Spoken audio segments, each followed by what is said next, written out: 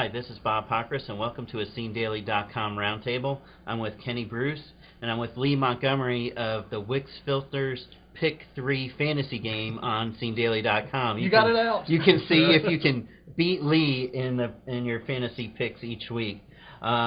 We're not going to talk about fantasy picks per se, but we are talking a little bit about, if you're trying to figure some stuff out for the season, we're going to talk a little bit about, we have all these new alliances and mergers and planned mergers coming up this season. You have the planned Petty and Gillett merger. You have the DEI Earnhardt Ganassi Racing team, and then you have this Hall of Fame Yates alliance where Yates will actually be operating the Hall of Fame car driven by Bobby Labonte this year. And are any of those going to work, Kenny?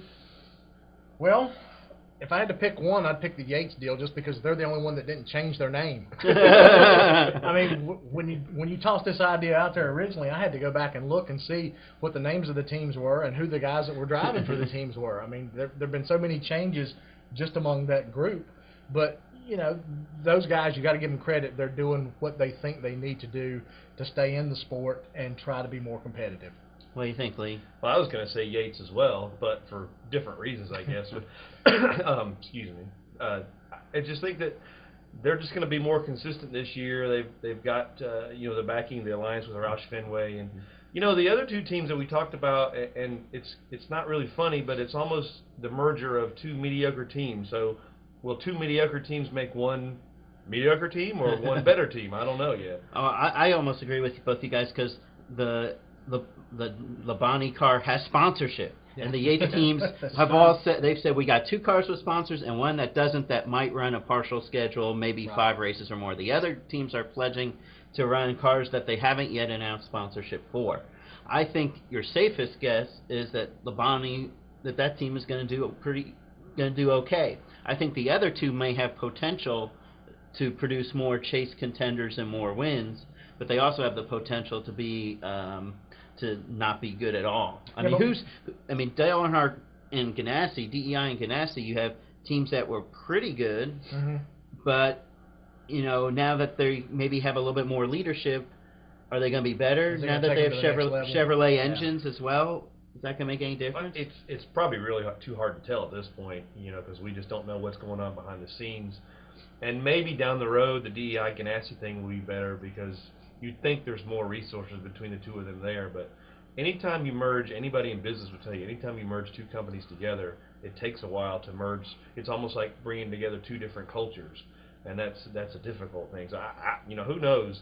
And we're sitting right now, we're talking about Earnhardt Ganassi may have 3 or 4 teams. By the end of the year, they may only have 2. So we might be talking about something totally different in 6 months. Well, it's kind of unusual that we're almost ignoring the Richard Petty Motorsports, which is with Gillett, what was Gillett Evernham. I mean, Casey Kane won 2 races last year.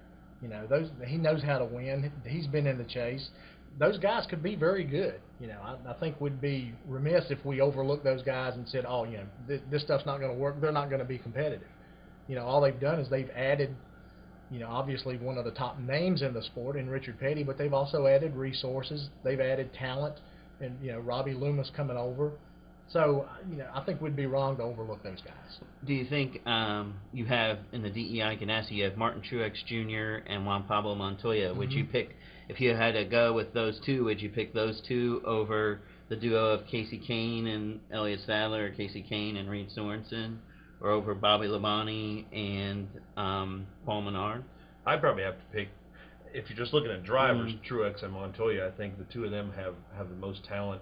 Now, Casey Kane clearly is one of the most talented drivers in the sport, but Kane and anybody else against Truex and Montoya. Remember, Truex, made the chase a couple of years ago, or came close to it, and has run very well in the past couple of years in spots at times in his seasons. But again, we just don't know how these things are going to work. Will Truex and Montoya be able to get along well enough to work together on that team?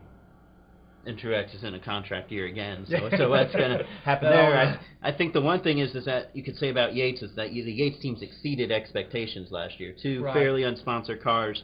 Granted, they weren't in the top 20, but they were from 20 to 30, and I think most people felt, well, that had to be considered a good season. I don't know if any of those other teams had what you could consider a good season last year. I don't think the other guys were as consistent. I think the other guys were better than them at points in the season, but they weren't able to maintain that consistency.